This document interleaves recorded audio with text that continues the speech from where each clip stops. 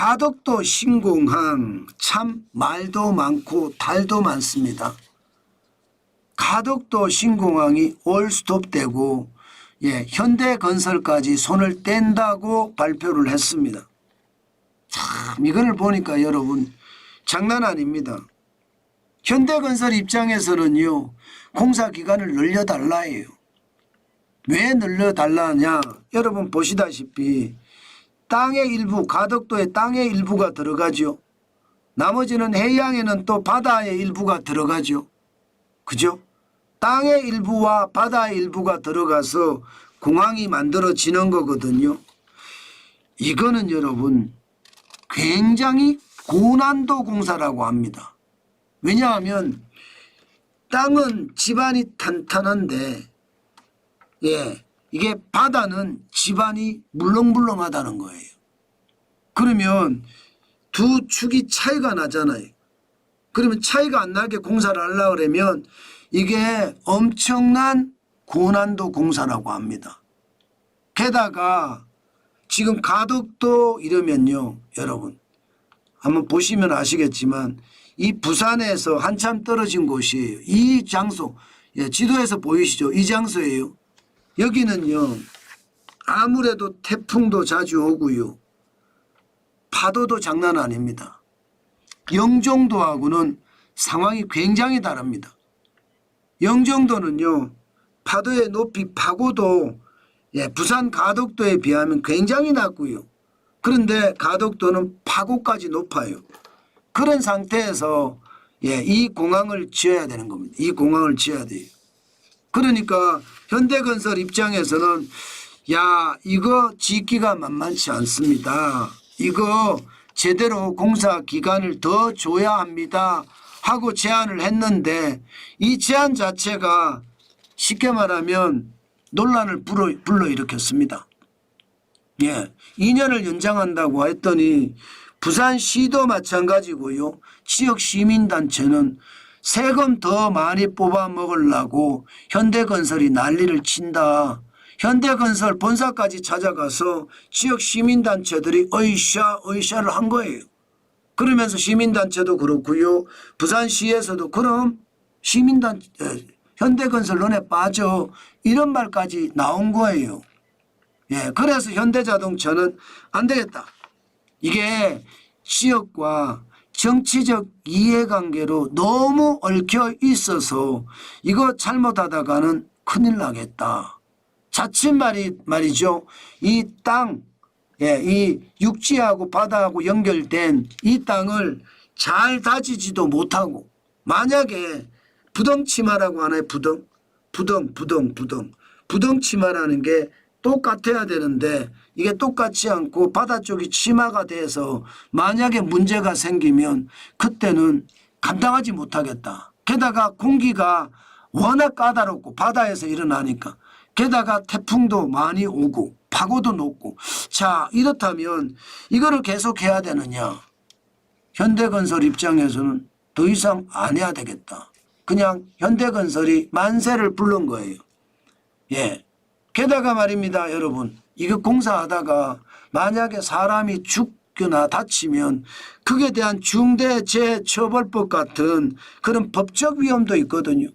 그러니까 못하겠다 손들은 못하겠다 손들었습니다. 결국 말입니다. 결국 2020년에 가덕도 신공항 특별법이 발의가 돼서 지금까지 쭉 오면서 말입니다. 작년이죠. 2024년에 가덕도 신공항 현대건설 컨소시엄을 우선 협상자로 선정을 했습니다. 그런 다음에 2025년 현대건설 가덕도 신공항 건설을 포기했습니다. 야 이게 뭐 난리가 났죠. 자 이러면 여러분 가덕도 신공항이 앞으로 계속 추진될 수 있을까요? 이제 봐야죠. 왜냐하면 이게 여러분 바다 한가운데 짓는 거라서 이게 쉽지가 않습니다. 아마 웬만한 건설사가 잘못 나섰다가 부덩치마라고 하잖아요. 이게 육지의 어떤 땅하고 바다의 땅이 만약에 치마가 안쪽에서 일어나면 이게 높이가 달라질 거 아니에요. 그렇게 됐을 때 그 모든 책임을 져야 되는 그런 부담감, 이거는요 웬만해서는 하기가 쉽지 않습니다. 예, 이게 자체가 말입니다. 66만 7천 제곱미터, 죄송합니다.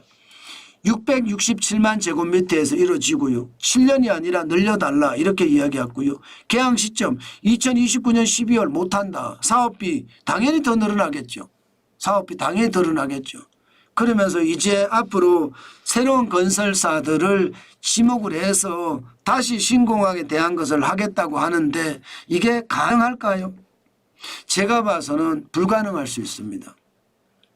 이거 건설사들이 입찰하기가 만만치 않아요. 건설사 이러면 대한민국의 건설사들이 세계적인 건설사들이 많습니다. 뭐 현대건설은 당연히 세계적인 건설사고요. 예, 세계적으로도 인정을 받는 건설사들이 이것을 해야 되는데 과연 할 수 있을까 이렇게 나오는 거죠. 결국 말입니다. 여러분 정치 논리로 경제를 뒤엎은 케이스잖아요. 이렇게 정치 논리가 경제를 덮어 씌우면 이런 결과가 초래됩니다. 이게 사업에 대한 타당성과 사업에 대한 신뢰성 제대로 조사하지 않고 무조건 정치적으로 밀어붙이니까 이런 결과가 생긴 거거든요. 사실 여러분 알다시피 동남권 신공항 이거는요 노무현 정부 때 처음 시작이 됐습니다. 2006년에 이게 동남권 신공항을 만들어라 지시했을 때 가덕도 신공항이 말이 나왔었고요. 박근혜 대통령 때는요 파리공항공단 엔지니어링에게 용역을 줘서 경제성과 안전성 문제를 실제 검토를 해봤더니 문제가 있다예요. 그래서 이게 가덕도는 안 되겠다. 김해공항을 확장하기로 그렇게 결론이 났습니다.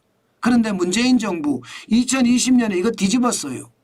2020년 문재인 대통령 때 부산시장 선거를 앞두고 김해공항 확장 계획을 철회하면서 가덕도 신공항 특별법이 국회를 통과하면서 시작이 된 거예요. 결국 말입니다. 여러분 정치적 이해관계로 맺어진 이 사업은 제가 봐서는 계속 이렇게 움직일 겁니다. 게다가 여러분 솔직히 가덕도 신공항을 보고 있으면 건설사 입장에서 보면 이걸 맡아서 건설하기가 참 쉽지 않습니다. 특히 제일 위험한 게 중대재해기업처벌법이거든요. 여름에 태풍이 오거나 여름에 가을에 더 큰 태풍까지 오면 어떻게 될까요?